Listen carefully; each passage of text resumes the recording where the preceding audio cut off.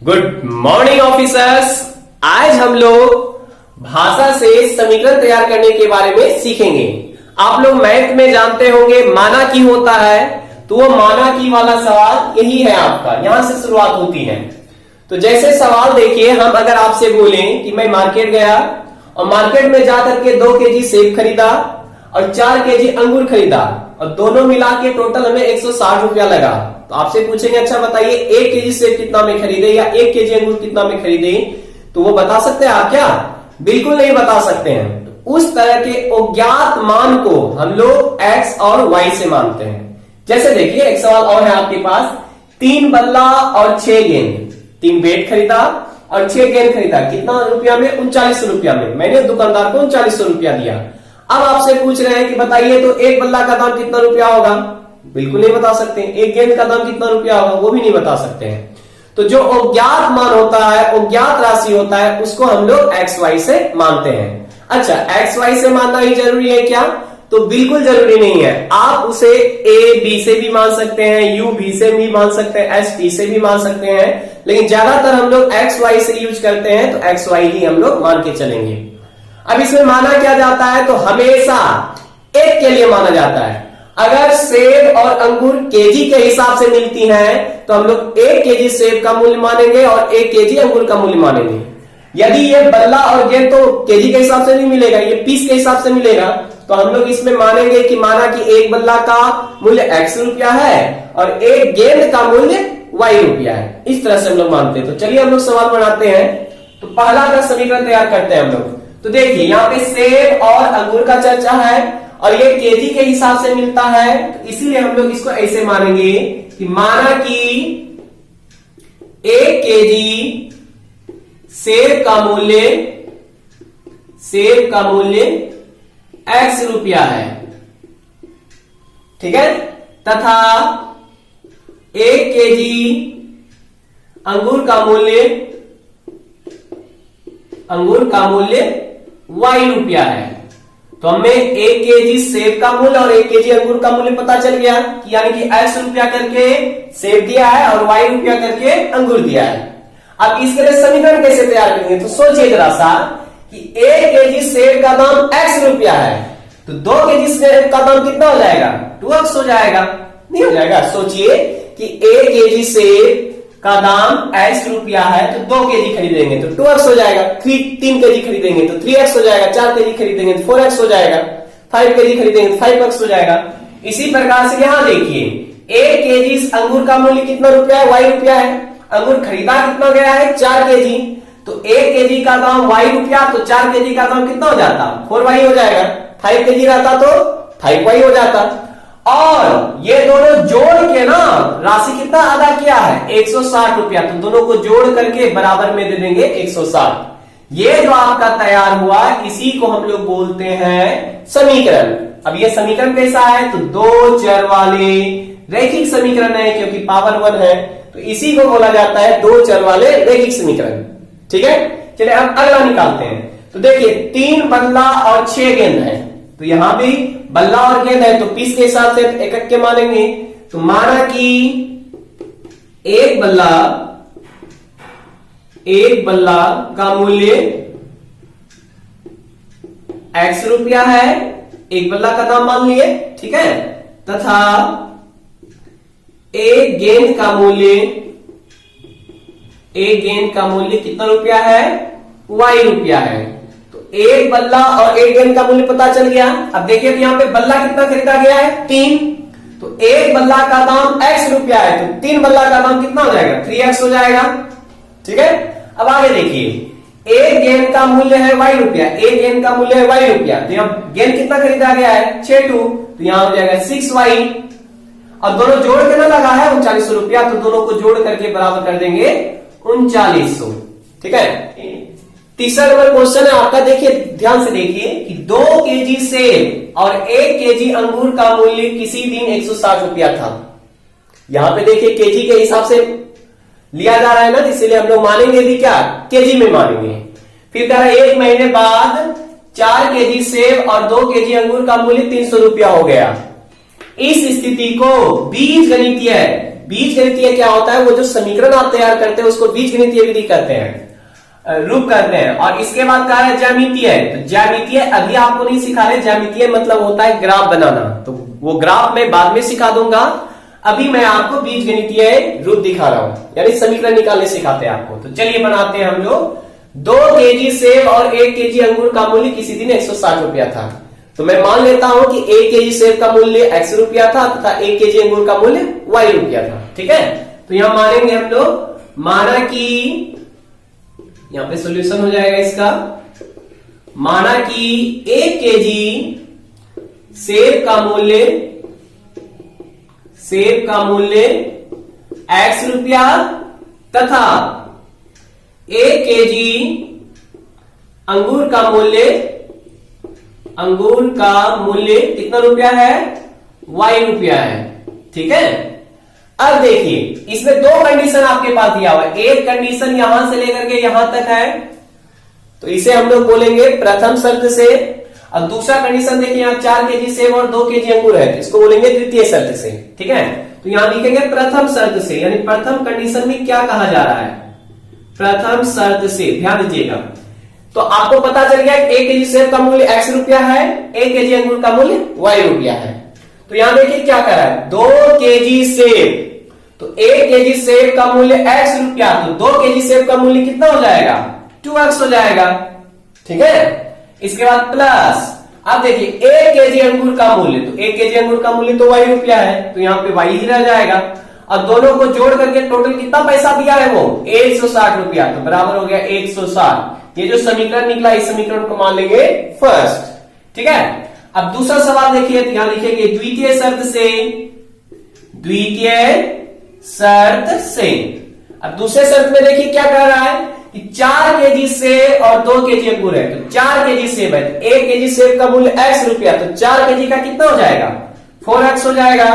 ठीक है, प्लस इसके बाद देखिए 1 केजी अंगूर का मूल्य है y रुपया, तो यहाँ अंगूर कितना है, 2 केजी है, तो यहां हो जाएगा 2y, और दोनों को जोड़ के टोटल कितना रुपया दिया है वो, 300 रुपया, तो बराबर हो जाएगा 300 रुपया। समीकरण हो गया सेकेंड।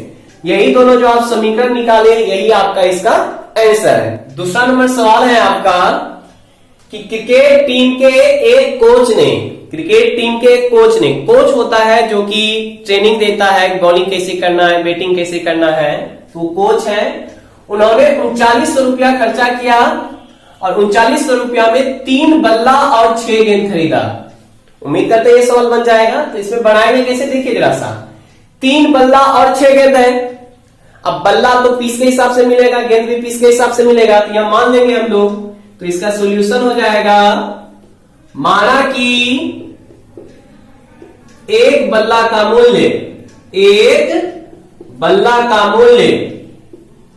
कितना रुपया है, x रुपया है, तथा एक गेंद का मूल्य कितना रुपया है, y रुपया है। एक बल्ला और एक गेंद का मूल्य पता चल गया हमें। अब कहा कितना रहा था, देखिए यहां पे 3 बल्ला और 6 गेंद का रहा था। प्रथम शर्त से यहां लिखेंगे, प्रथम शर्त से, ध्यान दीजिएगा यहां पे 3 बल्ला है, एक बल्ला का मूल्य है x रुपया, तो 3 बल्ला का मूल्य कितना हो जाएगा, 3x हो जाएगा। ठीक है, इसके बाद एक गेंद का मूल्य है, देखिए यहाँ पे y रुपया है, गेंद कितना है यहाँ पे 6 है ना, तो कितना हो जाएगा 6y हो जाएगा, क्योंकि एक गेंद का मूल्य y रुपया, तो 6 गेंद का मूल्य 6y हो गया। और दोनों को जोड़ करके कितना रुपया दिया है, 3900 रुपया, तो बराबर हो जाएगा 3900। समीकरण ये क्या हो गया आपका, फर्स्ट हो गया। अब देखिए द्वितीय शर्त से दूसरे शर्त में क्या कह रहा है, ध्यान दीजिएगा, कह रहा है कि बाद में उसने एक और बल्ला, यानी कि एक बल्ला और खरीदा है, तो एक बल्ला का मूल्य है कितना, x रुपया है, यहां हो गया x। अब आगे देखिए क्या कर रहा है, उसी प्रकार की 2 गेंद खरीदा है, तो एक गेंद का मूल्य है y रुपया, तो 2 गेंद का मूल्य कितना हो जाएगा, 2y हो जाएगा। और दोनों को जोड़ करके टोटल कितना रुपया दिया है वो, 1300 रुपया दिया है, बराबर हो जाएगा 1300। समीकरण हो गया सेकेंड। तो ये कंप्लीट हो गया आपका आंसर। आयु से रिलेटेड कुछ हिंट्स दे देते हैं, इसके बाद हम लोग सवाल बनाएंगे। तो जैसे मान लीजिए कि आपका अभी उम्र है 14 साल, ठीक है, 14 साल आपका उम्र है। तो सोचिए जरा सा, अगर हम आपसे बोलेंगे कि 5 वर्ष बाद, 5 वर्ष बाद आपका उम्र कितना होगा, ये बताइए। तो 5 वर्ष बाद जब बोलेंगे तो आप क्या कीजिएगा, आपका उम्र 14 है ना, तो 14 में 5 जोड़ दीजिएगा, तो टोटल कितना साल हो जाएगा, 19 साल हो जाएगा। यानी कि जब बाद बोला जाएगा या फिर आपका पश्चात बोला जाएगा, तो उसमें आप क्या कीजिएगा, जितना बोलेगा पश्चात या बाद उतना आपको जोड़ देना। जैसे 5 वर्ष बाद बोल रहा था तो 5 जोड़ दिए। अब यही आपसे बोला जाता है कि 5 वर्ष पूर्व, 5 वर्ष पूर्व या पहले बोला जाता है कि आपका उम्र कितना था। यानी कि अभी 14 साल है, 5 साल पहले कितना उम्र था आपका, तो 14 साल में 5 साल घटा देंगे, तो 14 में 5 घटाइएगा बचेगा 9, यानी कि 5 साल पहले आपका उम्र कितना था, 9 साल था।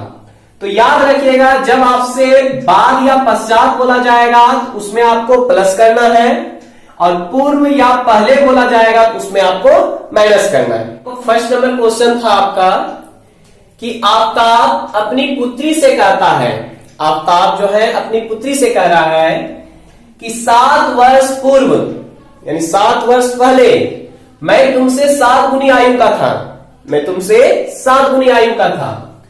अब से 3 वर्ष बाद मैं तुमसे केवल 3 गुनी आयु का रह जाऊंगा।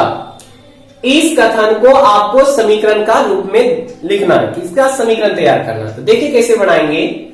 तो सबसे पहले यहां पे देखिए 2 व्यक्ति का चर्चा हो रहा है, एक है आफ्ताब, एक है उसकी पुत्री है, ठीक है।